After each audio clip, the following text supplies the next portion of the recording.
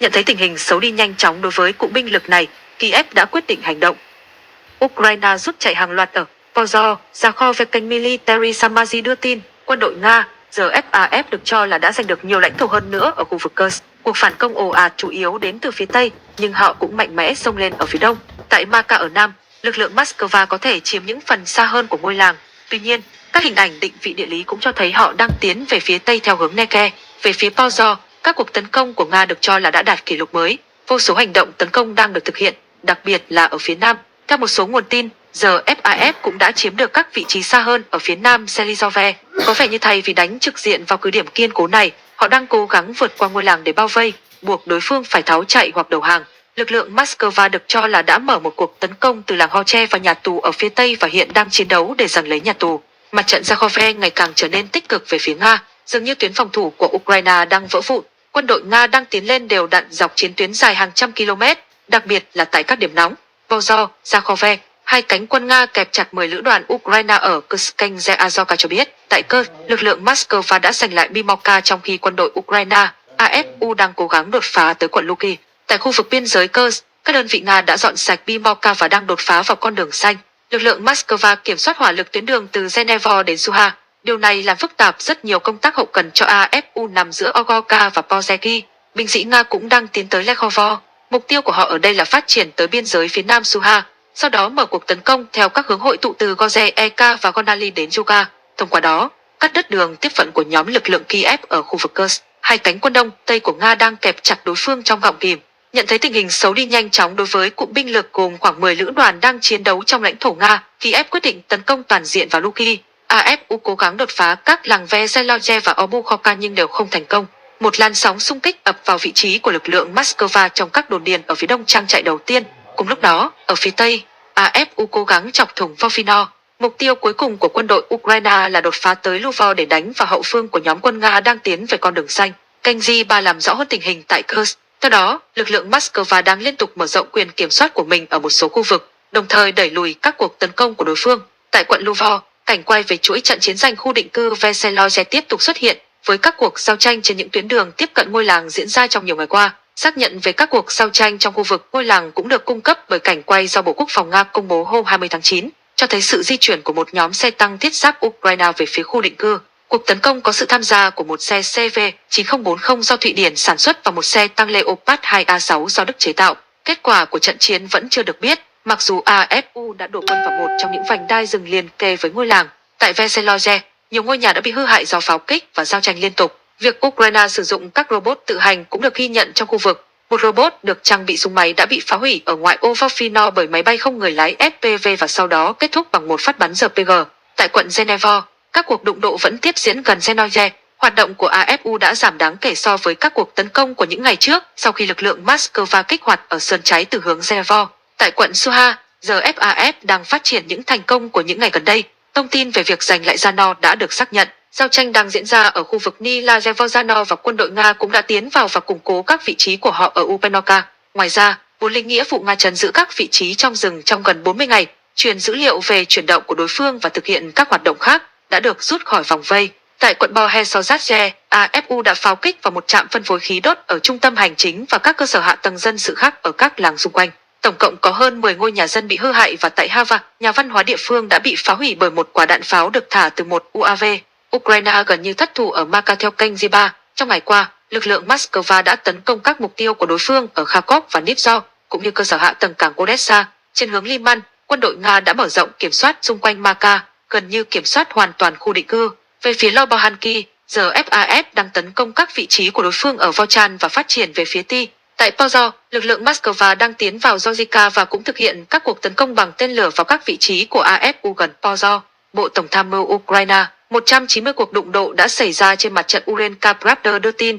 Báo cáo tối ngày 20 tháng 9 của Bộ Tổng tham mưu Ukraine cho biết đã xảy ra 190 cuộc đụng độ trong 24 giờ qua, trong đó đối phương tấn công nhiều nhất theo hướng Pozor và Zakho. Báo cáo có đoạn, Nga đã tiến hành 4 cuộc tấn công bằng tên lửa vào lãnh thổ Ukraine, sử dụng 5 tên lửa, 54 cuộc không kích sử dụng 67 bom KAB và cũng triển khai 671 UAV. Đồng thời, họ đã thực hiện hơn 3.700 cuộc tấn công bằng nhiều loại vũ khí khác nhau. Bộ Tổng tham mưu Ukraine khẳng định lực lượng phòng vệ đẩy lùi hầu hết các đợt xung phong của đối phương ở Kharkov, Liman, Samator, tàu Z, Zemoki, Ozekho và Dnieper. Cường độ các hoạt động quân sự theo hướng Pozor vẫn ở mức cao. Số lượng các cuộc đụng độ vũ trang đã tăng lên 32, có 52 cuộc giao tranh theo hướng Zakhove. Giờ FAF đã cố gắng tiến vào các khu vực định cư Suzinor, Helanojepevoye, Georgevka, Zaneje, Alexandrovka, Yekaterinivka và Tantinoka. 44 cuộc tấn công đã bị đẩy lùi và 8 cuộc tấn công khác vẫn đang diễn ra. Báo cáo viết, Zepitate, Nga tấn công dữ dội ở Donetsk. Các nhà phân tích dự án Zepitate có liên hệ với Tổng cục Tình báo Quốc phòng Ukraine. GUZ đã cập nhật bản đồ vào rạng sáng ngày 21 tháng 9. Lưu ý rằng, quân đội Nga đã tiến gần 2 khu vực đông dân cư và một khu vực ở Donetsk. Báo cáo viết đối phương đã tiến gần Nilaeka, Surinor và Maka. Các kho đạn dược bốc cháy ở Nga sau cuộc tấn công bằng UAV. Các kênh Telegram và phương tiện truyền thông của Nga đưa tin về các vụ cháy tại kho đạn dược và kho vũ khí thuộc Bộ Quốc phòng Nga. Cuộc tấn công bằng máy bay không người lái được ghi nhận tại khu vực Tikhorets thuộc lãnh thổ Asnoda, gây ra hỏa hoạn và các vụ nổ. Chính quyền đã thông báo sơ tán người dân địa phương khỏi ngôi làng gần nơi xảy ra hỏa hoạn. Theo Astra, người dân địa phương đã báo cáo về một cuộc tấn công vào một kho đạn dược. Ngoài ra, một cuộc tấn công bằng UAV đã được báo cáo ở khu vực Ve. Người dân Tozopet và các khu định cư gần đó đã nghe thấy tiếng nổ. Theo Astra, kho vũ khí số 23 của Nga đã bị UAV tấn công tại ngôi làng Orki thuộc khu vực Ve. Thống đốc vùng Ve đã báo cáo về những chiếc máy bay không người lái bị bắn hạ và công việc của các đơn vị ứng phó khẩn cấp trên hiện trường. Báo động không kích khắp Ukraine. MiG-31.000 cất cánh. Không quân Ukraine trên Telegram phát cảnh báo không kích trên khắp Ukraine sau khi một chiếc MiG-31.000 của Nga cất cánh. Báo động bắt đầu sau 21 giờ ngày 20 tháng 9 và kéo dài khoảng nửa giờ. Theo đó, có một mối đe dọa tên lửa trên toàn bộ lãnh thổ Ukraine do một máy bay chiến đấu MiG-31.000 cất cánh ở Nga, được thiết kế để tấn công bằng tên lửa siêu vượt âm Kinzhal. Họ cũng báo cáo về một mục tiêu tốc độ cao đang bay về phía khu vực Dnepropetrovsk và ở khu vực Kherson. Một nhóm UAV đang di chuyển về phía khu vực Mykolaiv theo hướng Tây Bắc. Lần gần nhất có báo động trên toàn Ukraine vì MiG-31.000 cất cánh là vào ngày 13 tháng 8.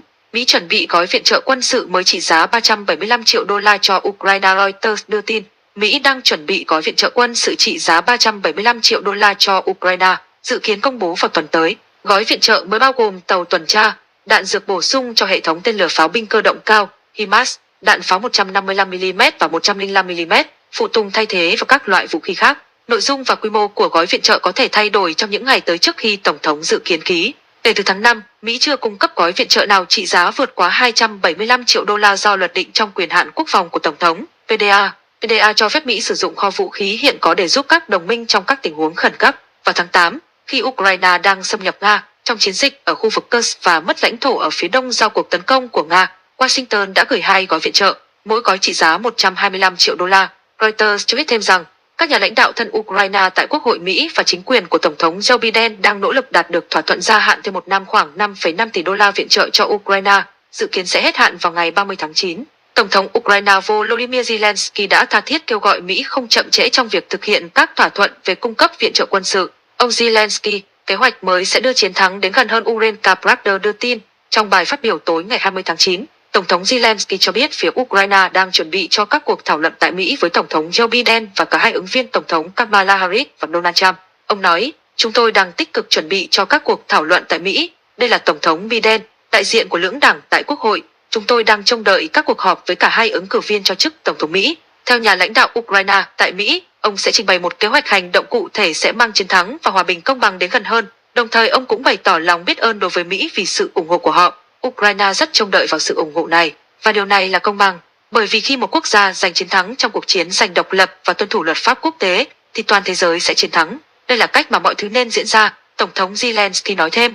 Mỹ và Anh có thể âm thầm cho phép Kiev bắn Storm Shadow vào Nga. Báo Anh The Times cho biết, Mỹ và Anh có thể đăng lên kế hoạch cấp phép cho Ukraine sử dụng tên lửa Storm Shadow để tấn công lãnh thổ Nga, nhưng quyết định này có thể vẫn được dự kiến để duy trì yếu tố bất ngờ cho phía Moscow.